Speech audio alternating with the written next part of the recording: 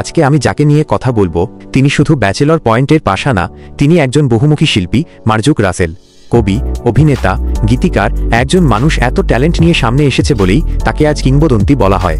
মার্জুক রাসেলের জন্ম 15 আগস্ট 1973 সালে ঢাকায়। ছোটবেলা থেকেই তিনি লেখালেখি, অভিনয় আর সংস্কৃতি চর্চার মধ্যে বড় হয়েছেন।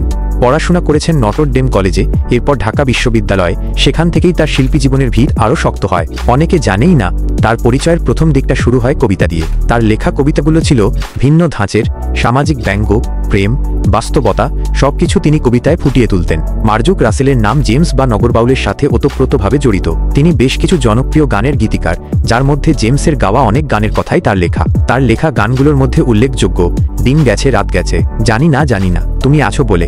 বাংলাদেশের ব্যান্ড ইতিহাসে তিনি গীতিকার হিসেবে আলাদা অবস্থান তৈরি করেছেন। টিভি নাটকে অভিনয় শুরু করেন 90-এর দশকের শেষের দিকে। প্রথম দিকে সিরিয়াস চরিত্রে অভিনয় করলেও পরবর্তীতে কমেডি, ব্যতিক্রমী ও বাস্তবধর্মী চরিত্রে দাপট দেখান। বাস্তব জীবনের তার টোন, ভাষা ও হাস্যরসিক ব্যক্তিত্ব একদম মিশে গেছে পাশা চরিত্রে। তার ডায়ালগ, ঠান্ডা মুভমেন্ট আর স্বাভাবিক অভিনয় তাকে সবার মনে গেঁথে দেয়। পাশা ভাই চরিত্র তাকে আবার নতুন প্রজন্মের কাছে পৌঁছে দেয়, আর সেখানেই তিনি আবার প্রমাণ করেন ভালো অভিনেতা কখনো হারিয়ে যায় না। তিনি কখনো লাইমলাইটের জন্য দৌড়াননি, কিন্তু কাজের মধ্য দিয়ে মানুষ তাকে স্মরণ করেছে। অভিনয়, কবিতা আর গান, তিনটা ক্ষেত্রেই তার অবদান আছে। এজন্যই মানুষটাকে কিংবদন্তি বলে। মার্জুক রাসেল শুধু পাশা নন, তিনি আমাদের সংস্কৃতির একজন নীরব নায়ক। তার সফলতা একদিনে আসেনি, বহুদিনের সংগ্রাম আর সৃষ্টিশীলতার ফল আজকের এই সম্মান।